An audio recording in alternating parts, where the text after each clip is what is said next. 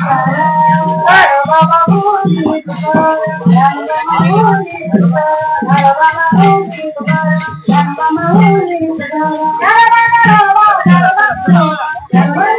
आपलं नाव सांगा. माझं नाव आहे नागनाथ सौदागर कांबळे सर. सर आता सेवानिवृत्त शिक्षक जनता विद्यालय टेंभुर्णी. मग आता हे आपल्या अखंड हरिनाम सप्ताह चालू आहे आणि त्याचे नगर प्रदक्षिणा झाली. आता तुम्ही पूजा केली, काय वाटतं सप्ताहाविषयी काय वाटतं? आमच्या टेंभुर्णी शहरामध्ये गेली 12 ते 13 वर्ष झालं शिवलाल स्वामी महाराजांच्या कृपेनं आशीर्वादानं हा महिलांचा असलेला सप्ताह जो आहे तो अखंड हरिनाम सप्ताह आजपर्यंत चालू आहे. आणि सप्ताहाचं वैशिष्ट्य असं आहे की आमच्या टेंभुर्णी शहरातील जे काही महिला वगैरे आहेत त्या महिला भगिनीने याचा लाभ मिळावा. कुठेतरी या असलेल्या कीर्तनाच्या किंवा कथाकथनाच्या माध्यमातून ही ज्या आमची महिला जे टेंभुर्णी शहरातील महिला आहेत यांना काहीतरी थोडंसं ज्ञान व्हावं, तर त्याची माहिती मिळावी हा याच्या पाठीमाग उद्देश आहे. म्हणून हा दरवर्षी सप्ताह महिलांचा सप्ताह दरवर्षी साजरा केला जातो. विशेष म्हणजे पूर्ण महिला आहेत. हो, विणेकरी, टाळकरी, चोपदार, पकवाज वादक सगळ्या महिला महिलाच फक्त पुरुषाचं पाठीमागून सहकार्य. तर महिलांच्या एकटी महिला वगैरे काय करतात, पुरुषांचंही पाठीमाग याच्यामध्ये आहे. सर्व काय करतात त्याच्यामध्ये शशिकांत काका देशमुख आहेत, नाना काळे आहेत आणि हे काय करतात दोघं चौघ याच्यामध्ये भाग घेतात आणि वर्गणी वगैरे गोळा करून काय करतात टेंभुर्णी शहरामध्ये दरवर्षी हा सप्ताह इथं साजरा केला जातो. बरं सर, असं म्हटलं जातं यशस्वी स्त्रीच्या यशस्वी पुरुषाच्या पाठीमागे स्त्रीचा हात असतो. तसं या जी सप्ताह यशस्वी झालाय महाराष्ट्रात तप झाले त्यांच्या मागे पुरुषाचा पण हात निश्चितच असतो असं म्हटलं जातं. बरोबर आहे की यशस्वी पुरुषांच्या पाठीमागे स्त्रियांचा हात असतो हे ना कबूल करून चालता येणार नाही.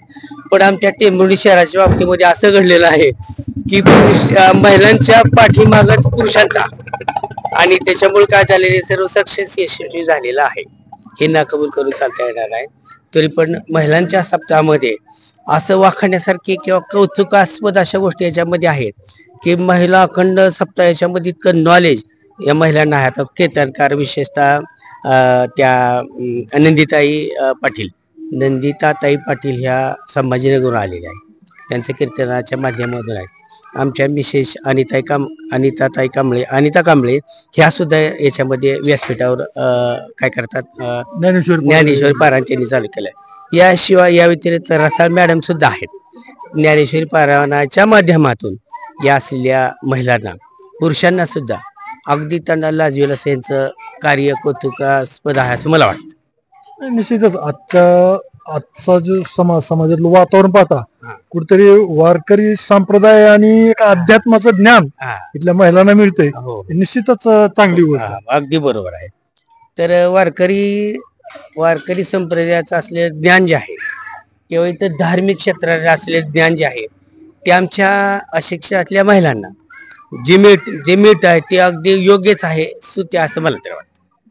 आता सोशल मीडियाच्या जमान्यात हे फार महत्वाचं आहे, काळाची गरज आहे.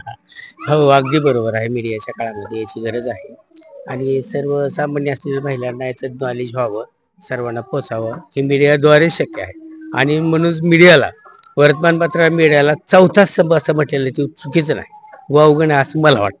निश्चित सर, मी सुद्धा इथलं सप्ताहाचं एक तप झालं 12 वर्ष झाले आणि पूर्णपणे महिलांचा सप्ताह ऐकूनच या सप्ताहाला कुठेतरी प्रसिद्धी आपल्या चॅनलच्या माध्यमातून म्हणून मी सुद्धा धन्यवाद सर. आपल्या गावातल्या आगळ्या वेगळ्या सप्ताहाविषयी विशिष्ट सप्ताहाविषयी माहिती दिली. धन्यवाद.